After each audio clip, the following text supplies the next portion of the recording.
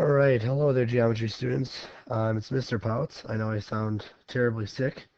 I'm not too bad, but hopefully you can hear me, hopefully you can understand me and see what I'm writing.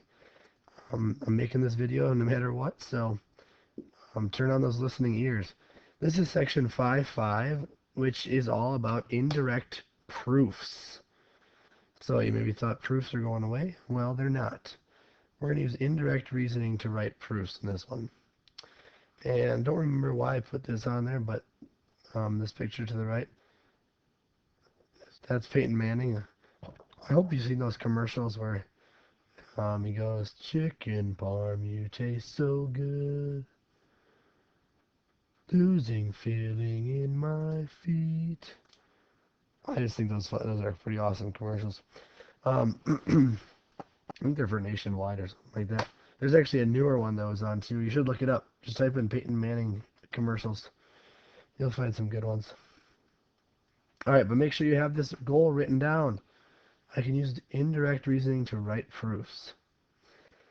All right, so here we go. An indirect proof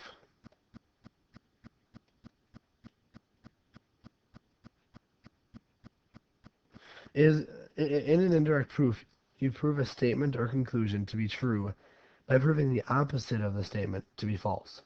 So essentially what we're looking for is we're looking for um, the opposite of what we're trying to prove, and we're trying to prove that wrong. If we can prove that wrong, then what we're trying to prove has to be correct. Um, indirect reasoning, then. Indirect reasoning would be considering all the possibilities are considered, and then all but one are proved false. So kind of like I just said, you consider all the possible possibilities, and you prove all but the one that you're trying to prove. You prove everything else false. So let's start here with some steps. These are in your notes, I believe, but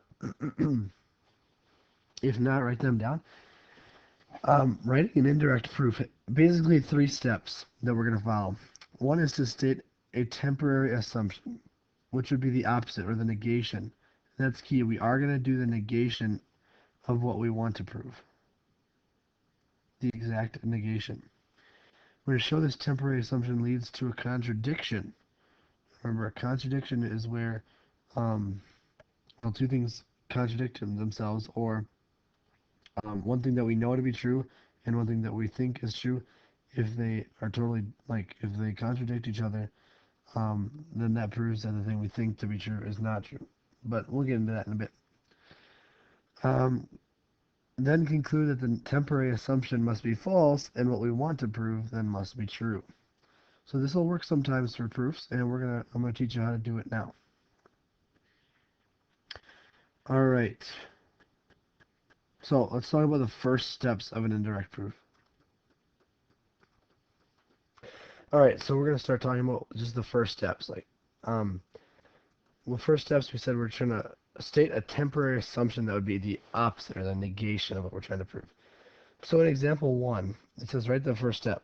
So we're trying to find now technically the first step is a given, but we're going to try and find the contradict or um, the assumption.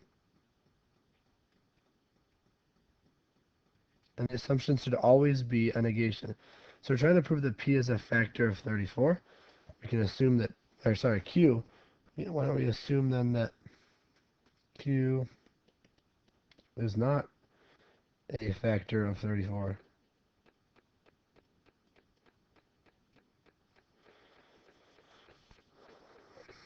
All right, that's all we're looking for there. What is a good way to start and what we can try to prove false? Number two, we want an assumption again.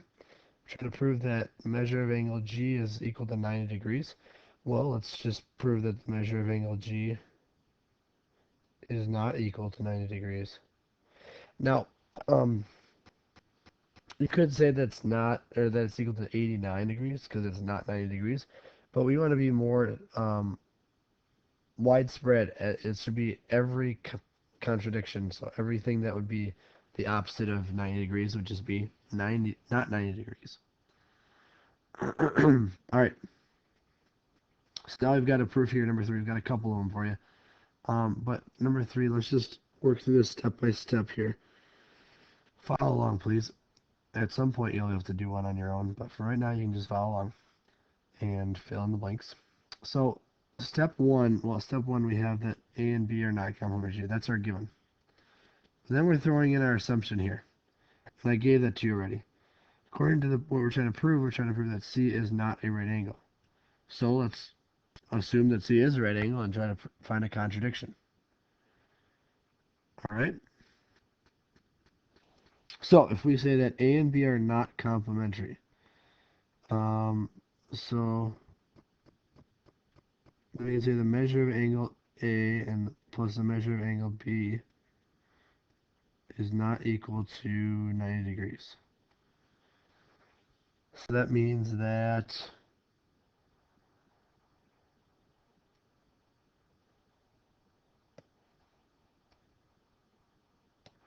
actually hold on.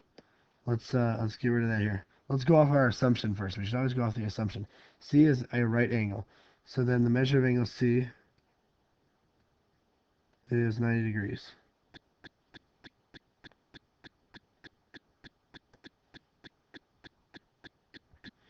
Alright, so then the measure of angle A and B would also have to be equal to 90 degrees because it has to be, no, statement two, our reason is definition of a right angle. Right triangle, sorry. Oh yeah, right angle. And those would be the triangle angle sum theorem.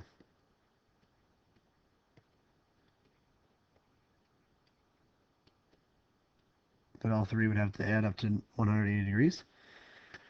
And that means that measure of angle, or sorry, whoa. That then means that A and B are complementary.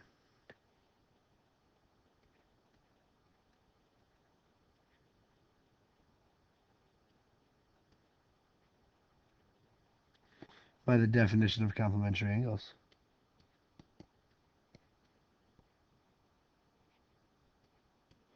But wait. Look at what we are given.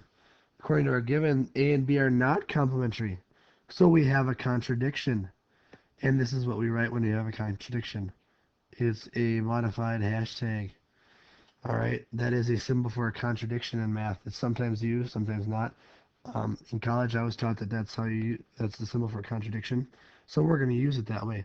And once you have a contradiction of what we assumed, then we can prove that the opposite is true.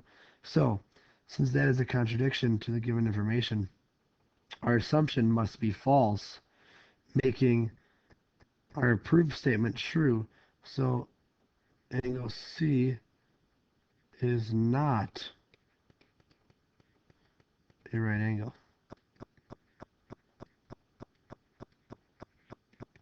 All right, it's hard to get used to, but the way we do this is we're trying to prove something. We assume the opposite, and if we find a contradiction with that opposite, then we know we've proven what we're trying to prove. It's indirectly proving what we're trying to prove. We're taking all the options, we're proving everything except for what we're trying to prove. We're proving everything else false, so that must be true. Okay? So indirect proofs might be a little longer. Let's go through number 4 here. This one will go together as well. Number 4, our assumption, or our first one is always our given, sorry. XY is not congruent to YZ. Alright, that's given.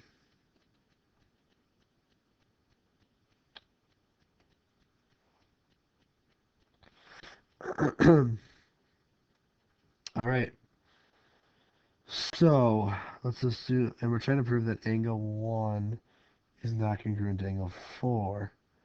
So let's assume that angle 1 is congruent to angle 4. And let's go from there. If we can try to prove something is not correct, if we can try to prove our given, if we can get a contradiction to our given, then we found our indirect reasoning. But let's go to step 2. Let's see. Let's just start doing some stuff. I don't know. Well, we know if we're dealing with 1 and 2. So measure of angle 1 plus, well, measure of angle 2 equals 180 degrees. And the measure of angle 3 plus the measure of angle 4 equals 180 degrees. Those are a linear pair.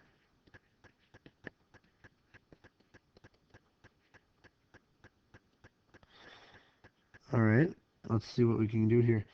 So then the measure of angle,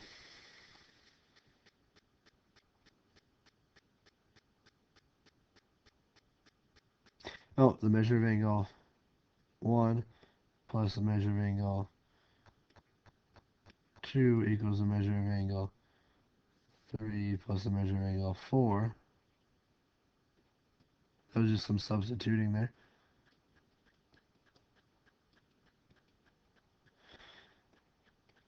And we can do some more substituting. Since we assume that angle 1 is congruent to angle 4, then their angle measures must be congruent. So let's just say measure of angle 4 plus the measure of angle 2 equals the measure of angle 3 plus the measure of angle 4.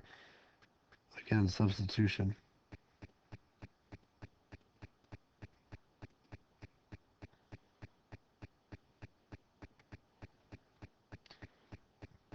So maybe somewhere in there we should say that the measure of angle 1 and the measure of angle 4 are equal. But if we get there, then we can say that measure of angle 2 equals the measure of angle 3. We just subtracted the measure of angle 4 from both sides.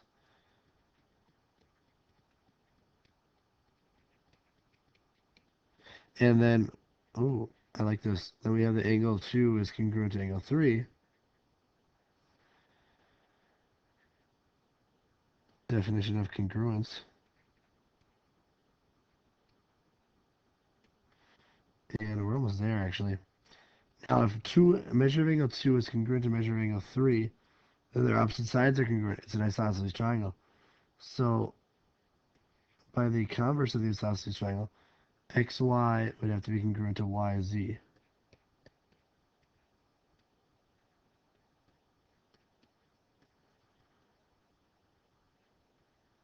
I believe that's the converse of the isosceles triangle theorem.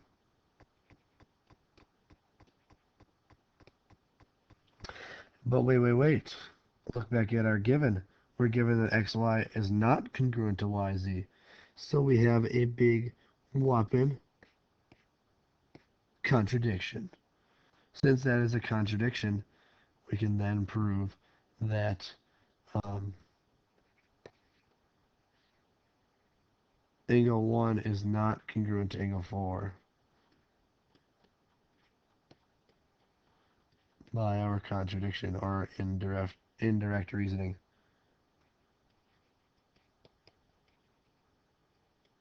Wonderful. So that ended up being 7 steps, but I mean, really, you have the given, you have what you're proving.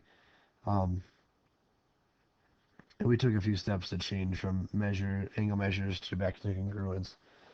But that's indirect proof.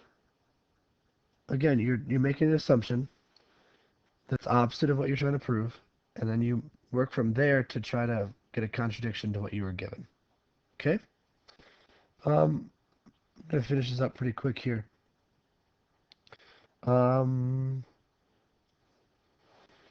Let's do one more together. 5. So again, what's your step 1? That would be your given. PQ is congruent to PR.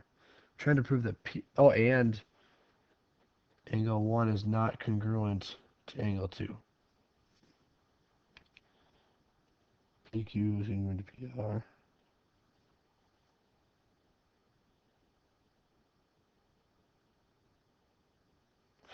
All right.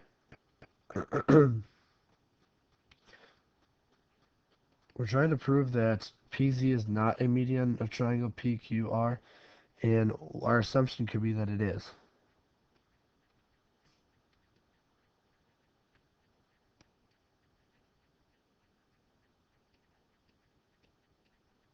Now remember, medians go from a vertex to the middle point of the opposite side.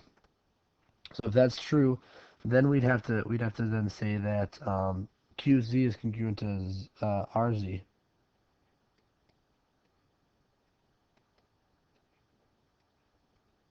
Okay, that's just by the definition of median.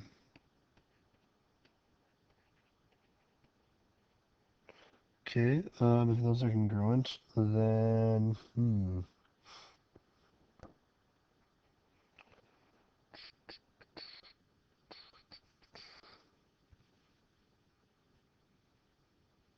oh, we can also say, let's look at those triangles.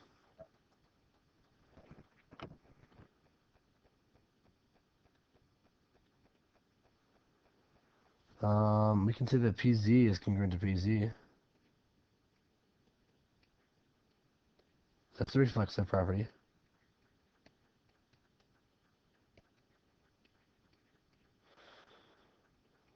And then those triangles would have to be congruent by side, side, side, right? Based off of our given and or our assumption in our given. So triangle PZQ is congruent to triangle PZR by the side, side, side postulate, which would mean that angle 1 is congruent to angle 2 by CPCTC. And you know what? I don't think we have to go any farther than that, because we've got ourselves a contradiction. Because according to our given, angle 1 cannot be congruent to angle 2. But we just proved the triangle is congruent based off of this assumption, so they would have to be congruent. So by this contradiction, our assumption must be false, making PZ not a median of the triangle. Awesome. All right, what I'd like you to do to try to do on your own is to do these last two indirect proofs.